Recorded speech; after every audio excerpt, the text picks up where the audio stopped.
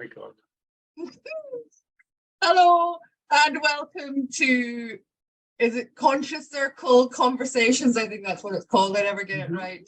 I'm Joanne. Nice to see you all. It's so lovely to have everybody here. So what we do with these beautiful conversations is that once a week, somebody takes a turn to host with a topic for discussion.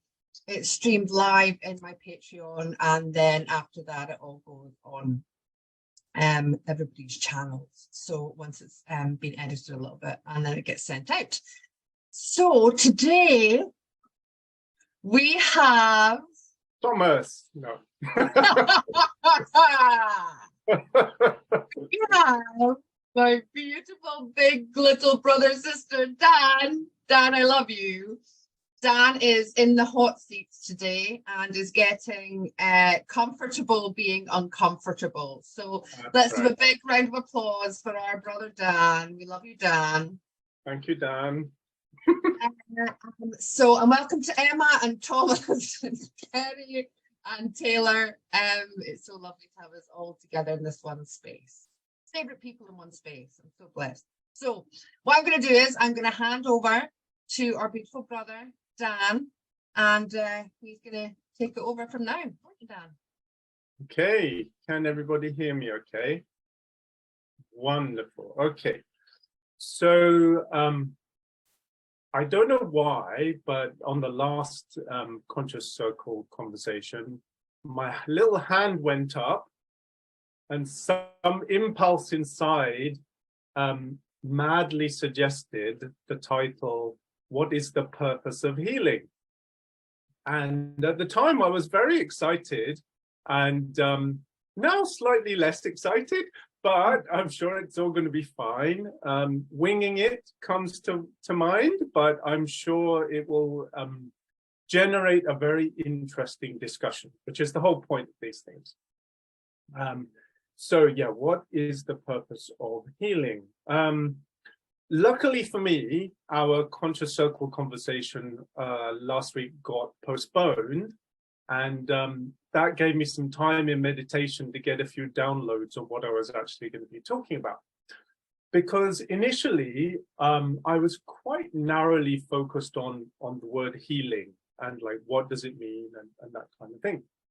And then I got these downloads telling me, you're missing the bigger picture here. You really are, there's so much more to this.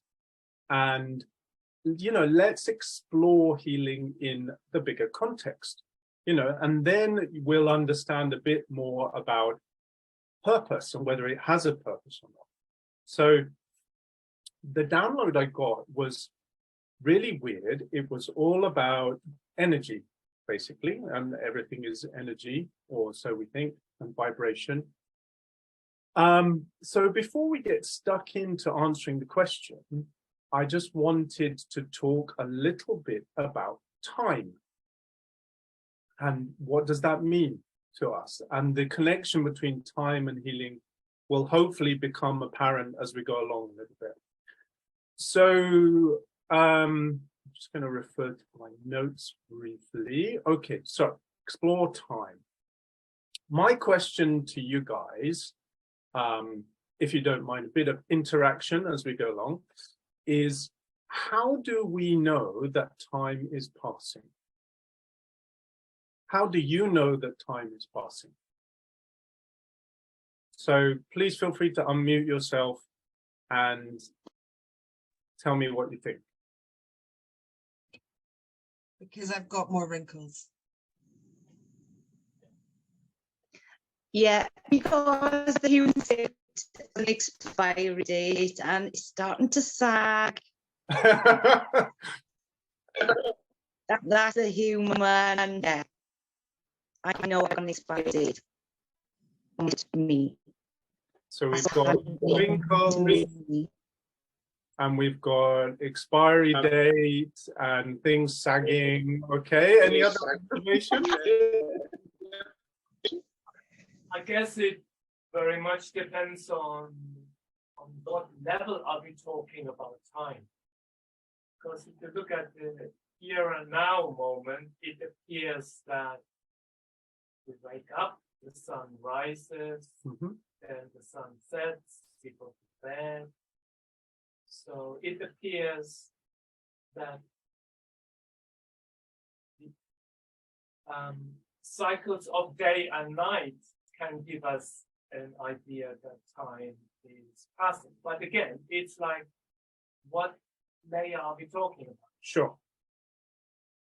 Excellent. So we've gone very quickly from wrinkles to the sun going up and down. This is good. This is good. Lots of different perspectives on time passing. Kerry? Through movement of energy in and around you. Movement of energy in and around you. Cool. Yeah. Anything else? Yeah, I felt like physical manifestation of change, but how does change come by that energy? So I see both sides of that too. Okay, so Taylor is seeing into the future of this discussion, obviously, but I'm not surprised. Yeah, so we're talking about physical manifestation around us, right? So we observe all these things. I want to introduce an idea called entropy. And entropy is a term that's used in science, in physics, coming from a Greek word en, meaning near, at, or in, within, and tropy meaning a turning or a transformation, so an internal transformation. So in our physical world, we see things transforming around us from one form into another. And we as humans, we break up those changes into segments, and we call that time. At least that's my personal definition or opinion of what I would call time as I use it on a daily basis. So we observe changes around us or within us, and we chop those into segments, and we say that's 1 minute, or that's 1 hour, or that's 1 year. So in the physical world, there's always this cause. There's a cause for a transformation or change, and then we see the effects. So, for example, a cup is dropped, it falls through the air, it hits the floor, it smashes into many pieces, the pieces move and bounce across the floor, and so on. There's a cause, cup was dropped, and then there are effects afterwards. So in our physical world, with our physical senses, we observe this energy, as Kerry was saying, like spreading out into space. It diverges from a cause and moves through space and spreads out. So, for an example, the cup smashing, or maybe heat and light energy flowing from the sun outwards towards and into the earth and into life forms. So that's entropy. So there's always this cause, a beginning cause, and a result afterwards. But what I'd like to talk about is a controversial, we like the word controversial, don't we?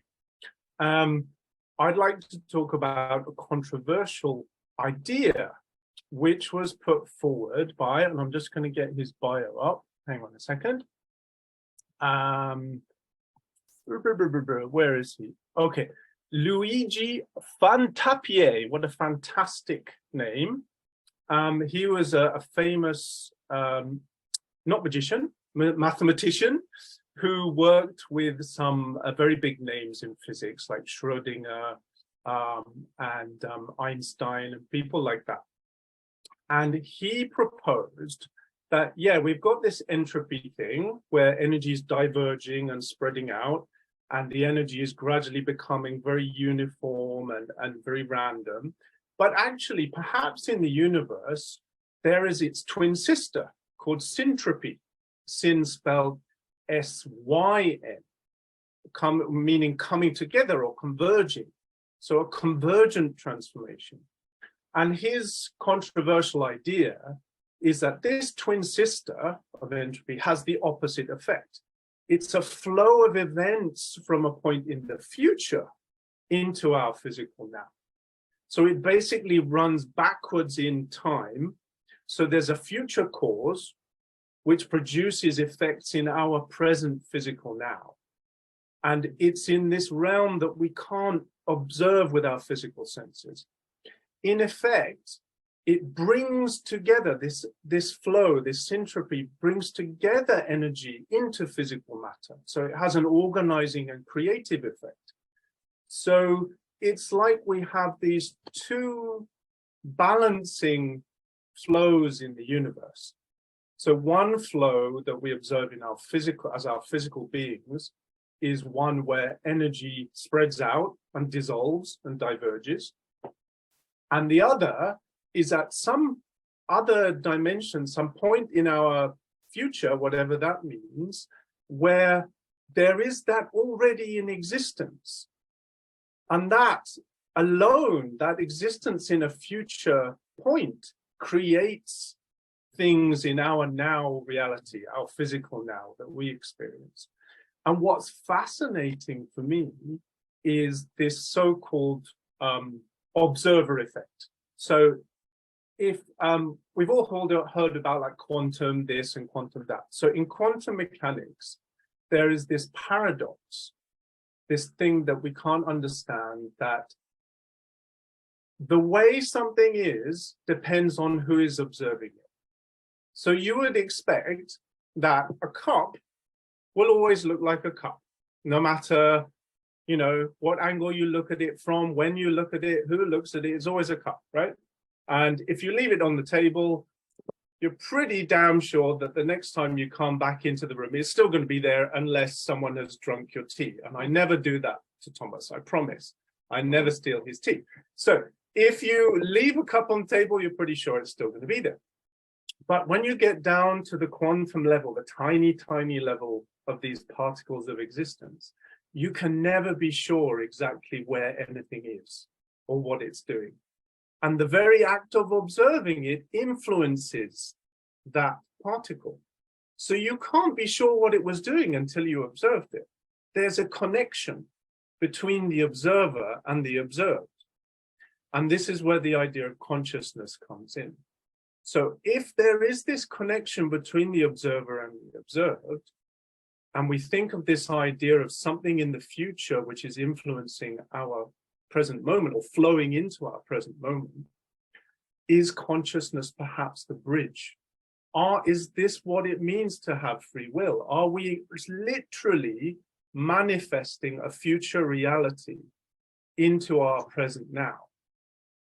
And that is causing creation, it's causing order, patterns to form. Patterns like DNA, or patterns like clouds in the sky, or patterns like, oh, that's a good idea, I'll cook that for lunch. You know, these things, are they coming to us from some crazy future, you know? Going back to healing. Okay, we'll go back to healing in a minute, but I just wanted to, if people wanted to share what they think about these two ideas, these two almost polarities, dualities of like one diverging and one, so creating chaos and one creating order. I'll shut up now. Emma. That made absolute perfect sense, and I've got major goosebumps, because I'm not going to pretend to sit here and say that I understand everything, but it made sense when you were talking about it. And I've got major goosebumps. I don't know why, but yeah, I kind of see things like that. Everything is always, I got major goosebumps. Everything is always happening now, whether it's past, present, future. And I really get what you mean with the cup thing, that everything is just atoms, particles, and it's what we perceive. Yeah, I can't speak any more about that because I don't understand it the way you described it. But it made perfect sense. Absolutely perfect sense. I got major goosebumps. I have no idea why. Thank you so much. Thanks for sharing, Emma. Thank you. Taylor? Yeah, so cool. So I didn't know about that concept. So there's almost a push and pull into this now moment. And I was shown like a little, kind of like a little map. I'll try. And Oh. so I have the choice point. It doesn't have to be the choice point. It could be decisions we make, like you said, what we're pulled to for lunch and all those things. The outcome or the choice of our experience, bringing us into the future experience. But what I saw was the connection to both the future and when we make that decision and that choice. And it almost made like a synopsis, like a connection in different ways that maybe we didn't expect. So I felt like a push and the pull at the same time when I was seeing that. So it was really, really cool. I didn't know any of that. That's amazing, Dan. Fascinating. Yeah, this idea of syntropy is not necessarily new. The mathematician who came up with it originally, he didn't live very long. I think he was in his 40s or early 50s when he died. But despite working with all these really big names, his work has never really been taken on board by the mainstream, because it requires in the mathematics for us to have negative energy as well as positive energy. And the scientists were all like, oh no, we can't deal with all this negative nonsense. We're just going to stick with the positive. And they just pushed his work to one side. So maybe we need to think a bit more outside the box. Anybody else want to share before we? Well, now we know Sure. it's definitely onto something, right? I mean, when that happens and it's there and it's hidden, but it's not taken in, that to me is a big, massive, you know, sign that he's onto something. And as much as the you guys know, like the sciencey stuff just kind of makes my brain just doesn't work that way, right?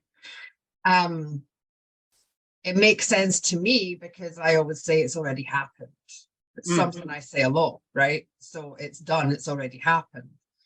So, and I absolutely believe that we create our reality and we create it in the now moment. So, but then that begs the question as to if it's already been created, like how, for every choice that we make, all them creations are there, right? Do you see what I mean? So, yeah, so we're just kind of reaching out to, and that's why everything's possible. That's why in possibilities are infinite. Yeah. But we have to believe it, because if we don't believe it, we can't reach out to it to take it into our now moment. So that's how I see it. That's how, because I get shown pictures in my head because it makes things much more simpler. Be like little pictures. They're like, this is what he's talking about. I'm like, so that's kind of what I was shown, was that you know, it's all there, but you have to believe it to reach it, to bring it into this now moment. Sure. It makes sense to me what you're saying. And the picture I'm getting as you're talking is, if we imagine that this future creation is a hill, okay, and because we're three-dimensional physical beings as well, we use our visual sense a lot to kind of understand what we can understand. So if we imagine it like a hill, and we start at the top of the hill, so syntropy, this converging creative flow, is almost like us going down the hill. So we can go down the hill, but at any point we can decide whether we want to turn left or right down the hill. And like you're saying, if we don't believe that we can go down one side of the hill, we just won't, because the flow is down. So, well, I'm just going to keep going this way, that's easier, or that I can see, or that I believe in. Whereas actually you could turn left and right an infinite number of times going down that hill and end up in a different place when you get to the bottom of the hill, at the start of a new hill, you know? Makes sense. Kerry, you've got your hand up. Yeah, I do. I'm on the roundabout. So, quantum entanglement. Is it a little bit like quantum entanglement? Because what I'm seeing is I'm seeing us in the here and now, this little red ball, and then somewhere in the future there's this beautiful ball, and it's you're constantly sending messages, signals, so the duality is constantly moving in rotation, that movement of energy. Yeah. Is it something like that? Because that's what I'm seeing in my third eye just now. It's just this constant movement. I would say I don't know. I don't have the answers, but that's certainly how I kind of pictured it, is this ebb and flow between these two forces. And it's like, yeah, that's what it's, you know, whenever you have separation, when we talk about separation or duality, then there's a flow between those two. It's like positive and negative on a battery, or and that will lead us into talking about the healing in a minute. But it's like, yeah, as you're describing, this constant interaction between the two. Quantum entanglement, as I understand it, is proof that there is no time. okay. Because what it's saying is you can take two identical particles, two identical things, and they can be spinning the same way, they can be look exactly the same way, and then you can separate one an infinite distance. It could be millions and millions of miles away, and then you change one and the other one changes simultaneously. So it's like information has passed between them faster than the speed of light, faster than is thought possible. So it's like there is no time, there is no separation. So that's what quantum entanglement, I think, is getting to. Well, I love this. Thank you, Dan. Thank you, Monsieur Le Thomas.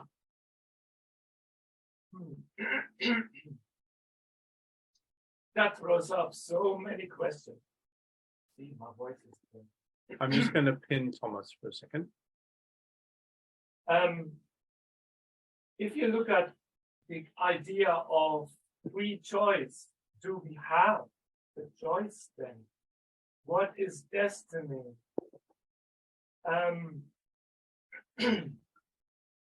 Yeah, the whole aspect of astrology then has to be revisited. It's basically tapping into the future version of myself as a possibility and bringing that future version into the here and now. Yeah. Does that make sense? Yeah, that makes total sense. And in the Vedic philosophy, there's something called the infinite dynamics within the field of consciousness. So, like, the way I see it is like it's happening at the same time at an infinite speed as it appears to be in the now. So it's like a push and pull, and you just speed up. And as you speed it up, it almost feels like it's standing still. And this is what happens when we, for example, tap into our own consciousness.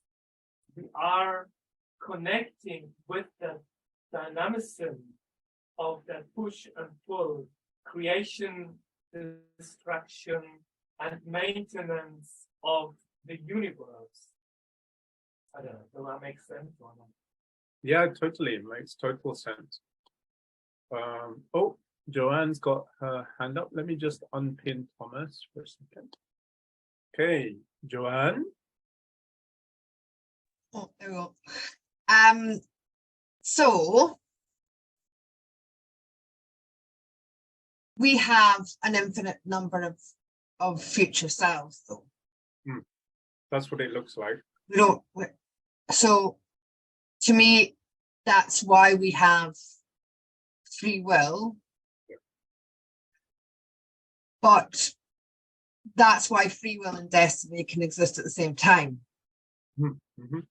Because you still choose that version of your future self by choosing the now moment that you're in. And that's still choice. But if it's already been created, then that's destiny, right? And it just depends what you choose to which destiny you get or what future self you become. Fascinating. That sounds good. Kerry, did you have your hand up? My mind's exploded right now. So what I'm seeing is, in terms of frequency and vibration, you've got the duality, but those dualities are sending out a frequency, a vibration, and they're all intertwingling together, but they hit each other at one particular moment, which creates the physicality of what we see. So it's these constant frequencies. It's like, and it's like it forms, and it's like a 3D printer. It forms into this 3D printer, I love it. yeah, it's like forms into this physical body, and I'm like sitting here going, oh, it's so cool. I never thought. And then the duality of it constantly speaking to each other, and then it goes like a mirror. If you look in a mirror and hold a camera, you see a mirror, you see a mirror, you see a mirror, you see a mirror, you see a mirror, and all different forms of you in those mirrors. So all those different forms of you in those mirrors have this own duality that's constantly bouncing off each other, creating that physical matter. Does that make sense? Absolutely. Right. Oh, I've got excited there. Sorry. I love this topic. Emma's got her hand up. I wonder what Emma thinks and thinks about history. Emma's there just like, boom! I'm going to ask a really simple question, because I know I'm not going to be the only one thinking this, because this is how my brain to work.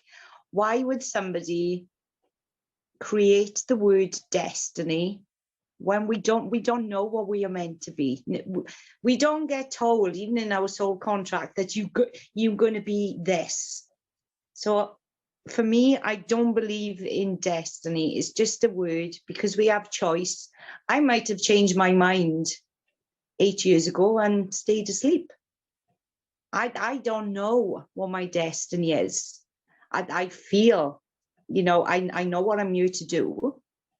But as for destiny, that to kind of indicate to me that's something I should be. I don't know what I should be. And I don't want to be something that is destined for me, because I don't know about it. And it might be the right thing, it might be the wrong thing. I hope I'm making sense. But destiny to me is, it don't sit with me, because I know I have free will. And I will always do what's best for me, what I feel, is good for everybody. But destiny to me is something that has been placed on a person. You've got to be this. You will aspire to be this. And it don't sit right with me. I might be the only one, but it just don't sit right with me.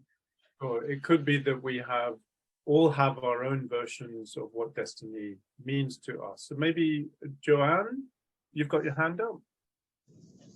Yeah, so could destiny be your soul contract? So how does that come in, right? So if you've got a soul contract that you're going to learn X, Y, and Z,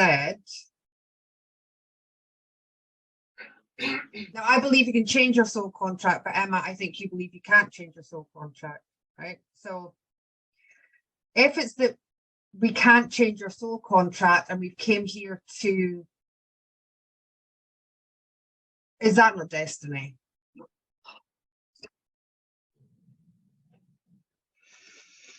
I know I came to heal myself and put lessons right, but I still had a choice whether I chose to do that or not. I don't know. There's just something about the word destiny. It just don't. But it's just a word, isn't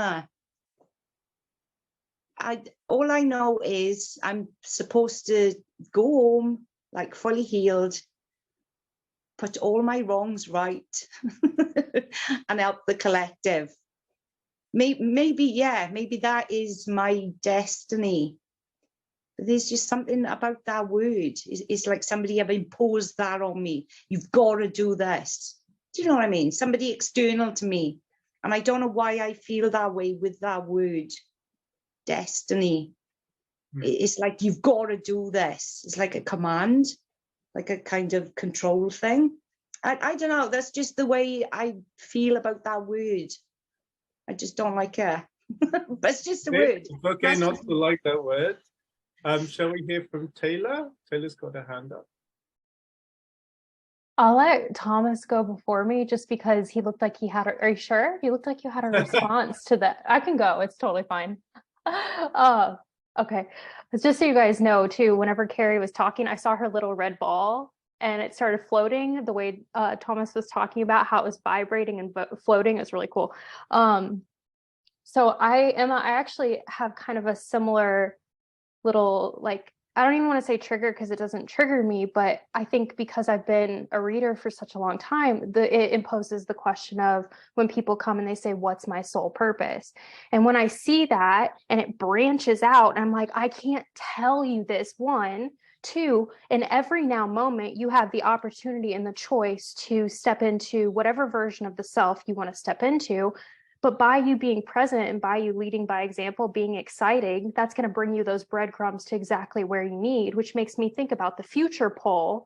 And of course, you know, both polarities going both ways. But as I see the future pole, it makes me think too, like, if we want those answers, is it really one outcome? And now that we're talking about this, Joanne brought forward the concept of all these future selves you can step into too. So what even is a soul purpose? What even is destiny? Because you get to choose it in every now moment. So that's kind of what I was seeing.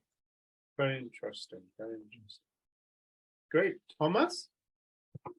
Let me try to what I saw when Emma was speaking.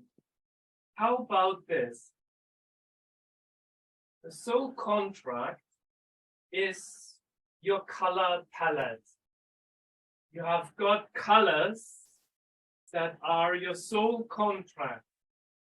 And the way of how you use those colors gives you choices.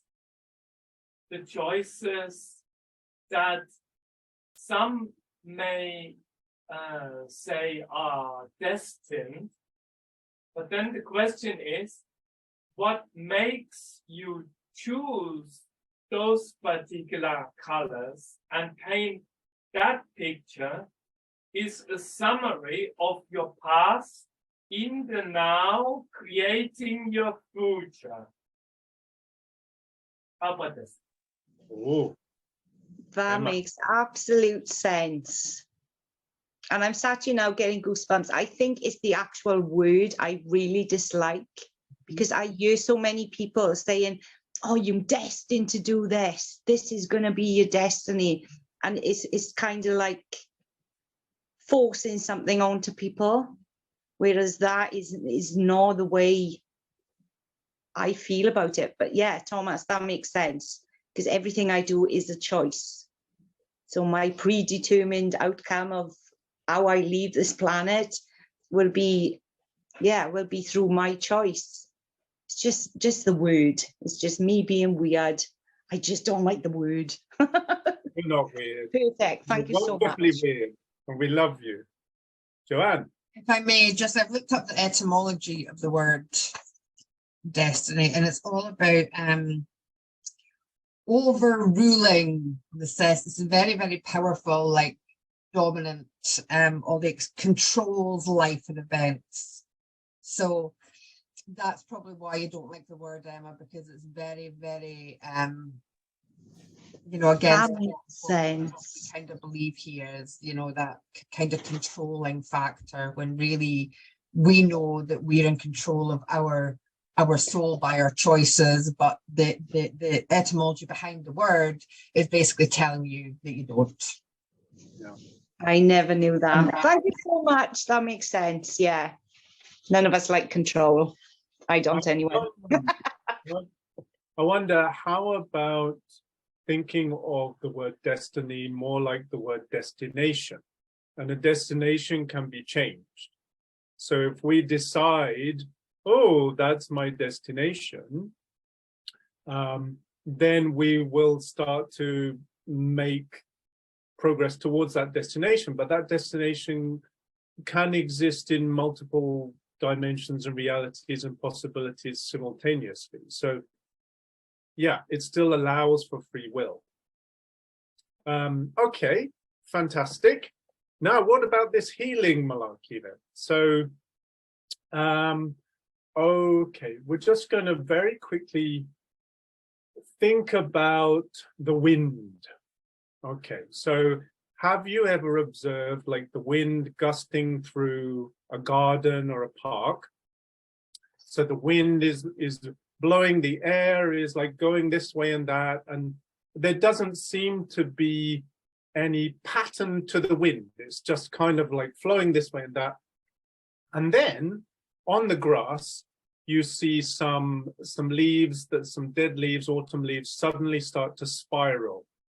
And they will spiral into a funnel and lift up off the ground and make patterns. And I think this perfectly describes this balance between entropy, the chaotic energy, the diverging energy, and syntropy, which is creating form and structure. So within that expansion of energy, the wind blowing chaotically, it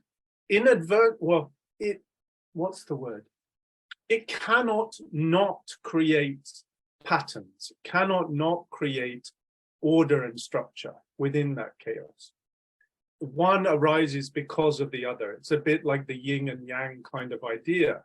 You know, the darkness will give birth to the light will give birth to the darkness. And within the light, there is always that tiny fragment of the darkness, the birth of the next darkness. And within the darkness, there's always the seed of the next light. So if there is this, shall we call it, effect or flow in the universe that is creating patterns and order, I see it almost as if, let's look at it from the physical body perspective. Okay, as the physical body disintegrates, nature is trying its hardest to build us back up again, to recreate us. So in every moment, our cells are dying and being reborn. So there's this balance between the two forces. So while we're alive, okay, they're in balance. And then when it comes to the point of our death, physically, the entropy, at least on the surface, according to us, from our perspective, wins out, the body decomposes and everything disappears and the life process, our life process at least, ends. But then you have to think, well, actually, as the body decomposes, there are all these microorganisms and fungi and bacteria and flies that are using that to create new patterns. So there's always, like Kerry was saying, like there's this going and toing and froing between the two processes. So perhaps the purpose of healing is not really a purpose. It's more that healing is a natural byproduct of chaos. It's like the opposite flow of this divergent energy. So if we take this back to consciousness, okay, so with this infinite being who wants to have an infinite number of experiences and learn all these wonderful things, and then we have all these infinite number of souls experiencing these things. Okay, so what better way to create this flow, this learning force, other than to disrupt what exists? So when we experience something that pushes us out of equilibrium, let's say we have a traumatic incident, or even when a child falls over and bangs their knee, okay, there's a disruption to that balance. And there's maybe damage to the physical body. So naturally, the healing process starts in the reverse of the destruction. And through that healing process, we get to experience more. We get to learn more. So it's like through this natural flow coming from the future into the now, we heal physically, or it could be spiritually or emotionally, or whatever version of healing you want to think about. But maybe it's just this flow, this universal flow that allows us to move towards it and learn. And that's why, you know, perhaps people might say, oh, no, why does God let all these horrible things happen? Perhaps we're looking at it from an all too human perspective. from the soul perspective, it's all perhaps about experience and learning and having destruction so that we can create. So, what do people think about that idea? That healing is this natural byproduct or force that comes from destruction. Joanne? Oh, I think oh, there we go. 2020. Absolutely. First thing that I seen, you know, and that is so beautiful. Like, healing is a byproduct of chaos. Like, I had to write that down because it was just, it hit me down. Like, it deeply resonated with, like, exactly like that. Taylor was like, and that is the most beautiful, perfect statement I've ever heard, because it really truly is, in my own experience, only through that chaos that I have truly healed, because without it, I wouldn't have seen or even been aware of what needed to be healed in the first place. And that is what kept me asleep. Right. So it was through, and that's why there's been, I believe, you know, 2020 came in and boom, we have this almost spontaneous awakening from so many people because of the chaos. But it's not like the chaos hasn't always been there. It's just that now it's been brought to the forefront. Okay, exactly like what you're saying, you know. In these cycles of time. This is why we have these cycles of time of people being awake, people being asleep, people being awake, people being asleep. You know, chaos and order, chaos and order. I mean, that's just, healing is a byproduct of chaos. As if I couldn't love you more, Dan. Come out with that. Boom. Thank you, Joanne, for sharing. That's amazing. That's great. Would anybody else? We've got Taylor's hand up. So I always like, oh, that was so epic too, Dan. Like, I don't even want to talk because it's just, you put it into such beautiful, the way you were able to articulate that from like a human consciousness level, but also the way you were able to transmit that was absolutely phenomenal and beautiful. So what I kind of felt was like the saying of like challenge temples. Each time I come up to this challenge, it presents me with this opportunity to either address what I need to address. And when I do address what I need to address, and it's not always perfect, if I can observe what I need to address, I have this almost like this gift. And you don't pick the gift, or you don't get the gift because you want gifts, but there's an opportunity for you to change your reality. There's an opportunity for, as you let go of something, when you step into this challenge temple and you're ripped and you're naked and you don't have the same things you had, if you choose to step forward, raw, vulnerable, whatever that may mean, the new gift is the new reality, or new friendships, or things that are actually in alignment with you. So it's almost like you're always rewarded, or in some way, even if it doesn't feel like it, in some way, by you making that conscious decision to shift or to heal. But I agree. I think that every rock bottom has brought me to a point of, I can either stay at rock bottom, and I think we've all had this conversation before of complacency and comfort. Some people choose not to heal, right? Like, you can mask those emotions and you can mask those feelings, but if you choose to address it, you have that opportunity to create your reality, how it aligns with who you are now. Amazing. Thank you very much for sharing, Taylor. That's beautiful. Would anybody else like to chip in? I really can't add any more to that. I've never heard it put that way before, but it was a beautiful way to explain it to people. Yeah, because the most chaotic times in my life, the worst times, they were my biggest lessons, and they've shaped me into the person that I am today.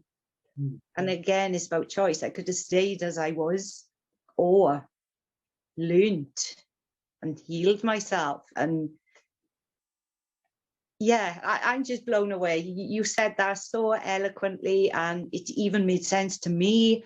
That was a bit over my head, I'll be honest, but absolutely perfect, Dan. That was amazing. Thank you so much. Thank you, Emma. Thanks for sharing. I was just thinking, yes, we do get presented with these opportunities to heal. And even, in my own life, I'm thinking about, physical things I've had, like back problems and stuff. And I know that many of them have a much more deep-seated emotional reason, okay? And as Taylor was saying, it's not perfect. I haven't addressed all of these things. And I know that I tend to only address what I can cope with at that time. I think that I want to what's the expression, disavow people of the idea. Like, I don't want people to think that if you can't heal everything, you're no good, or if you can't heal everything, you can't ascend, or whatever that means.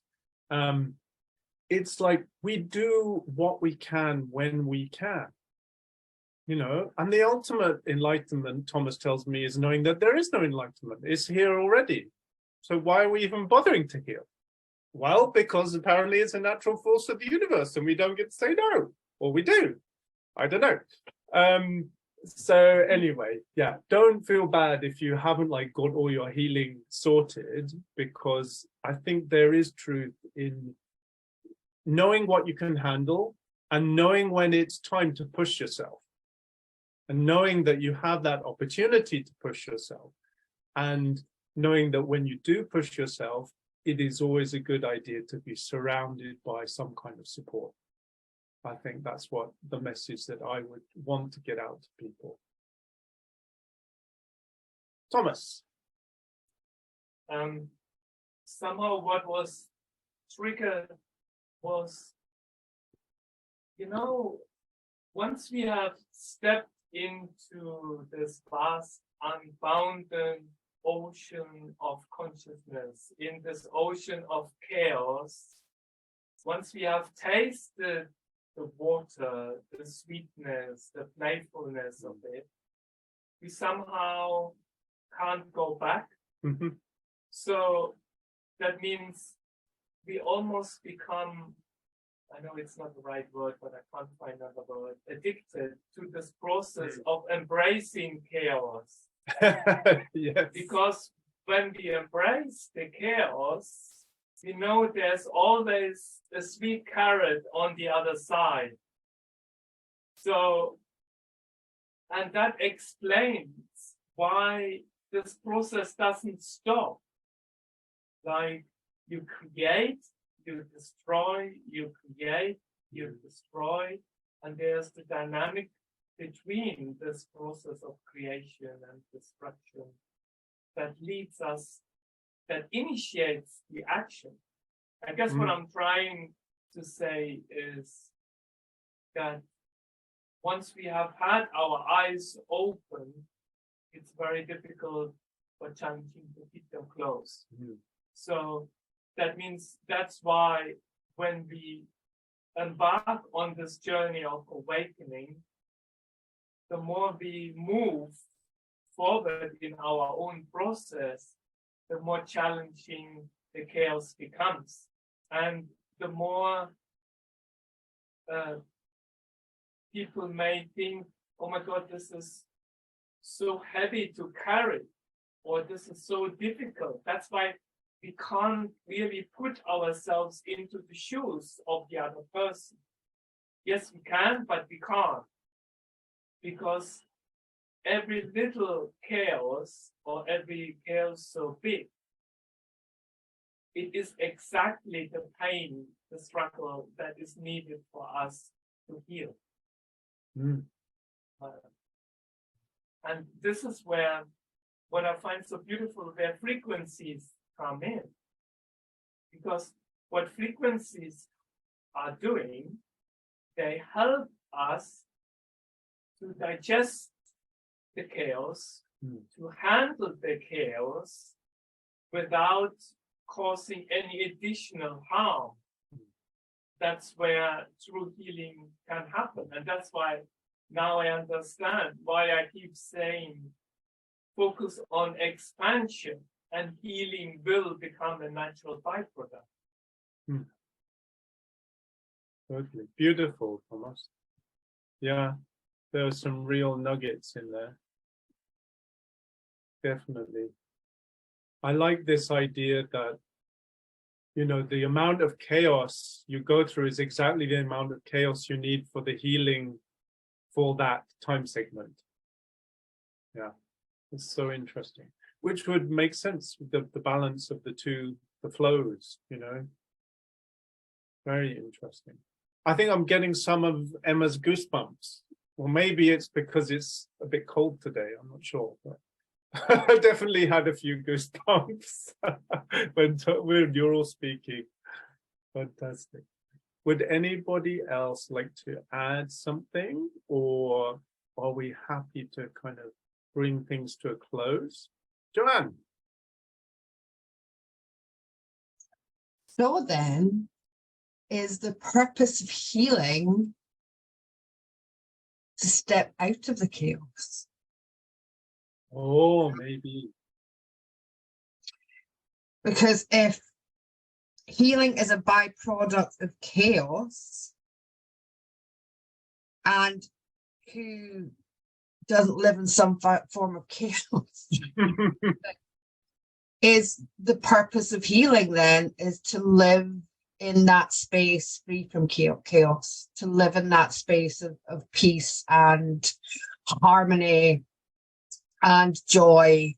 That's just what I would like to, that's what I've gained. That's what I've gained from this whole conversation, is that chaos is beautiful and it absolutely has its purpose, and we should be very grateful for it, because it's through the chaos that we learn to heal, and it's through the healing that we learn to step out of the chaos. And that takes us right back to that theory, I suppose, you know, that we were talking about to start with, Dan, was that it takes us right back into that space. Amazing. Fantastic. Emma? Yeah, good question. Joanne's always the one with the question. She's always thinking, isn't she? Yeah, for me, stepping out of the chaos. I needed the chaos because I needed to heal. I was broken. I've healed myself. But there will always be an element of chaos, because the environment, the world we're living in, there's always going to be something. But I think the game is not to be influenced by anything exterior to you. It doesn't matter. You can't control that. But for me, my chaos at the minute is non-existent, because I've dealt with all that. I've had all those tests. I've healed myself. And I know I will continue to get tested. But I've got major goosebumps. Please don't test me. But yeah, it's easier, because the hardest thing is healing yourself in this life, you know, and then healing yourself from past lives. You know, they chuck that into the mix as well. So yeah, chaos now is very limited. It's only things exterior to me that might trigger me for a split second, and then I'm constantly reminded, not my circus, not my monkeys, and I mind my business, have a cup of coffee, and it's a lovely day. So, Can you write a book called Not My Circus, Not My Monkeys, please? Yeah. I love it. By Emma. Oh, that's classic. Oh, I love it. Oh, fabulous, Emma. Thank you so much. Monsieur Le Thomas. Yes, Joanne. Stepping out of the chaos. And what happens when we step out of the chaos? We step into our heart space. So as soon as we lose the connection to our heart space, we step into chaos. So that's why it's we all of us here share many things, and what I love about every single person here is that we all know that in order for us to heal, we need to look in ourselves, within ourselves. That's all the journeys, the processes, the techniques, whatever we do, meditations, it's always focused back on the here and now within the space of the heart. Because as soon as we step out and allow the out to come in, we allow the chaos to come in. Makes sense. Thank you, Thomas. Kerry. So, with what Thomas said, when you heal the chaos, you step into your heart. And what's represented for me this week is exactly that. And I sat with it for a couple of days, and as you further expand, when you further expand, and if you're holding on to some chaos that no longer resonates with your frequency or your vibration, for me that came to the forefront. It was like the universe was giving me messages. Come on, we need to look at this, we need to heal this, we need to go inner, we need to look at that. And yesterday, when I was going through all of what I needed to let go of and heal, I did exactly that, Thomas. I felt myself jump into my heart space, and all that resentment, that anger, that bitterness, that guilt, that judgment melted away. And I literally stood at the back door shouting, I'm free! Like I could feel it. And it was like, oh my God, like, I love you. And like these challenges that were coming, like, okay, right, you've healed this, let's test you now. Let's test if you have healed this. And it's like, boom, test, boom, test, boom, test. And I was soaring through it with ease and grace. And it was like, yes, like I'm fucking rocking this, excuse my language, my God! Like, keep going, next! Like, that's what we can do. And it's, oh, I love it, so thank you. So, like, this is, oh, I just love you guys. Oh, awesome. I love it, and I'm just so grateful. Thank you. Thank you. Oh. Thank you so much, Kerry, for sharing that. That's amazing. Taylor. I'll be quick, but I do have like an open-ended question to continue this too. But that's such a good point, Kerry. Whenever we experienced chaos and so much chaos, we now have these tools or these things that we're being aware of something's out of alignment with us, but also we now have the tools to overcome those. And Joanne always taught me there's like this fear sometimes to address things. But what if I don't have to experience it the same way? What if I don't have to feel that pain at the same depth or that same fear? What if I have overcome it and it's just time for me to step into that too? And then it brings forward the question of what does it mean to even be a healer? Because as I've gone through this entire process, I think most of us are in alignment with this belief that we're not actually healers. We hold hands, we open the space up for people to reach into that quantum entanglement for that assistance. But what does it actually mean to be a healer? Because some of the most healing people I've met are just people who are living their life in a present moment in a heart-centered state. And it's shifted me. You ever get a smile from someone and you're like, oh my God, I didn't even know I needed that smile. So what does it even mean to be a healer? That's my open-ended rant. Beautiful question. Thank you, Taylor. Joanne? So I'm just wondering, Taylor, then that's our next I love how this works, right? It's incredible. I love it. Love how this works.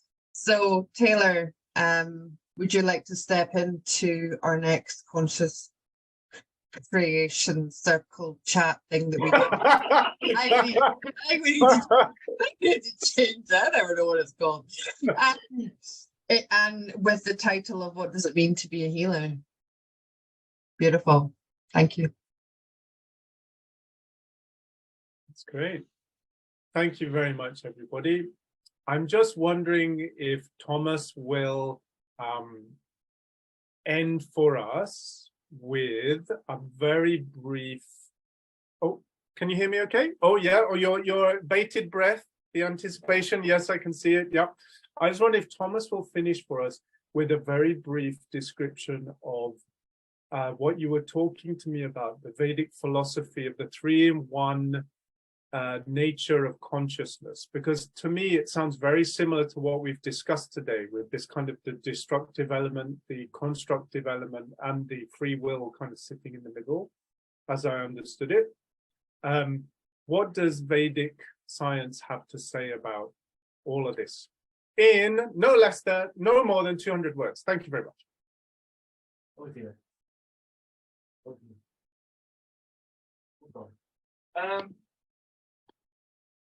Okay, quick. Now, you can see parallels throughout Vedic philosophies and history.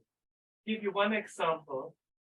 According to the Vedic understanding, Rig Veda is one of the main Vedas where we say that describes the origin of creation itself.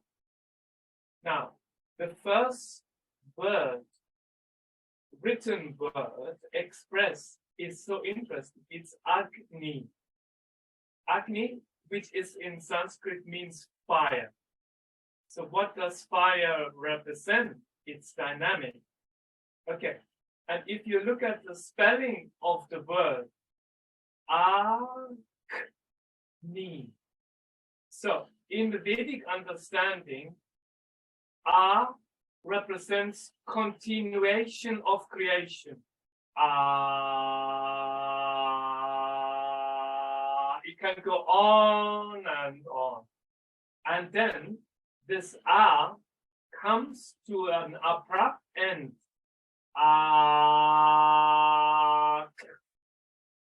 So creation and the stopping, the end of creation. This entire process is already explained in the first word that was ever recognized, or the first syllable that was recognized on the level of consciousness of the seers thousands of years ago. And then from there, of course, we can go into the concept of Brahma, Vishnu, and Shiva. Brahma, the creator of life. Shiva, the energy that causes the dissolution of life. And Vishnu is what keeps the dynamics between creation and destruction. And all of that, isn't that amazing? We can experience on the base of our own consciousness, by going within, by transcending the chaos, by getting in touch again with our heart, stepping out of the chaos into our heart space, where we then have this entire scenario in a condensed form sitting within ourselves. And then it's all about, are you using it? Are we using it? Or are we just letting it sit dormant there without all the possibilities that can arise from there? Sorry, it was probably a little bit more than 200 words. That was great. Thank you very much. That was beautiful. So, yeah, I think we'll bring things to a close. So I think the long and short of what we've discussed is, yes, there may be destiny.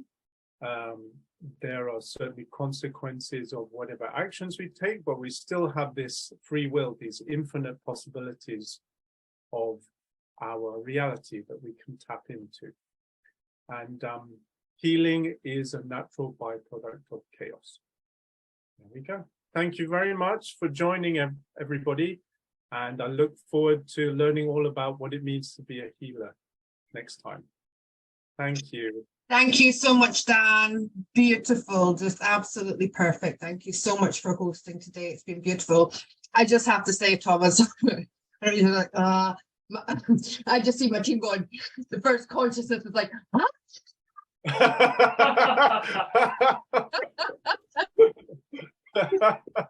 So, Taylor, we'll look forward to handing the baton to you next time. Thank you very much for suggesting that. Thank you for everybody who has joined us live from Patreon and everybody on everybody's respective channels who are watching this later on.